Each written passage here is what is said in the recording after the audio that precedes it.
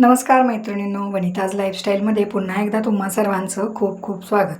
तर आता इथं माझं काय चाललं आहे ते मी आज सांगतेच. त्याआधी आषाढी एकादशी दिवशी माझ्या लेकीनं किती मोठं आर्थिक नुकसान केलं ते देखील पुढं दाखवते. तर हा व्हिडिओ आहे आषाढी एकादशीच्या दुसऱ्या दिवशी. गेले होते दादरला भाजी मार्केटला आणि तिकडूनच 8 ते 10 दिवसांच्या भाज्या घेऊन आले नाहीत नुसते, तर साफ देखील करू लागले.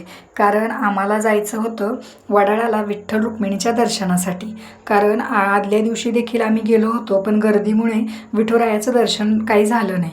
मग म्हटलं बारस सोडण्याआधी विठुरायाचं दर्शन घेऊन येऊया, त्यासाठीच ही गडबड आणि तयारी चालू होती.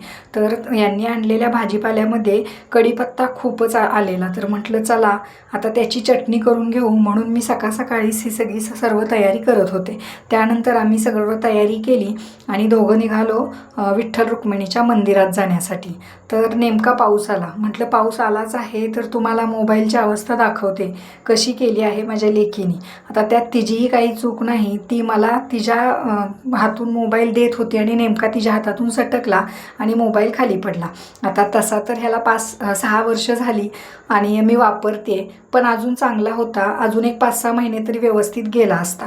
आता मोबाईलचा डिस्प्ले पूर्ण निघाला आहे, पण मोबाईल चालू आहे. ब्लूटूथ कनेक्टच असल्यामुळे फोन वगैरे आले तर मी तो रिसीव करू शकत होते. तर अशी ही मोबाईलची अवस्था. बघू आता याचं काय करता येतं ते. हे सर्व आवरून आम्ही निघालो वडाळ्याला विठ्ठल रुक्मिणीच्या दर्शनासाठी. तर हे आहे विठ्ठल रुक्मिणीचं मंदिर, ज्याला प्रति पंढरपूर असं देखील म्हटलं जातं.